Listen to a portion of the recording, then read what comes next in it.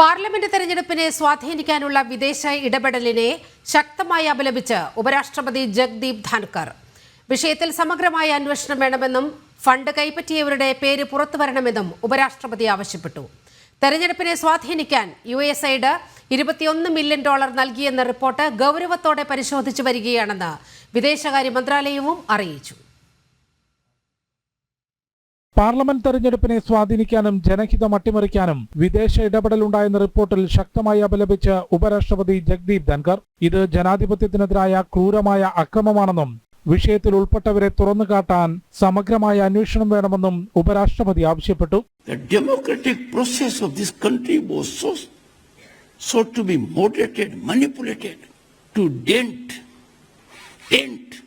purity of our electoral system. I am sure it emanates from a person in authority. Because one thing is right, because that is factual. Amount was given. Amount is not small.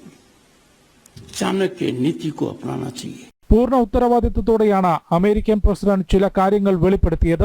അതിന്റെ കൂടുതൽ വിശദാംശങ്ങൾ പരിശോധിച്ചുകൊണ്ട് നമ്മുടെ ജനാധിപത്യ സംവിധാനത്തെ കളങ്കപ്പെടുത്താൻ ശ്രമിച്ചവർക്കെതിരെ കർശന നടപടി ഉണ്ടാകണമെന്നും ജഗ്ദീപ് ധൻകർ വ്യക്തമാക്കി. അതേസമയം തെരഞ്ഞെടുപ്പിനെ സ്വാധീനിക്കാൻ USAID $21 മില്യൺ നൽകിയെന്ന റിപ്പോർട്ട് ബന്ധപ്പെട്ട വകുപ്പുകളും ഏജൻസികളും ഗൗരവത്തോടെ പരിശോധിച്ചു വരികയാണെന്ന് വിദേശകാര്യ വക്താവ് രൺധീർ ജയ്സ്വാൾ അറിയിച്ചു. The US administration regarding certain USAID activities and funding. These are obviously very deeply troubling. This has led to concerns about foreign interference in India's internal affairs. Relevant departments and agencies are looking into this matter. It would be premature to make a public comment at this stage. So,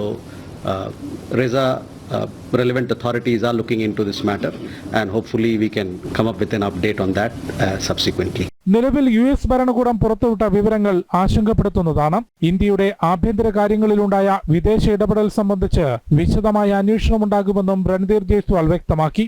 ജനം, ഡൽഹി.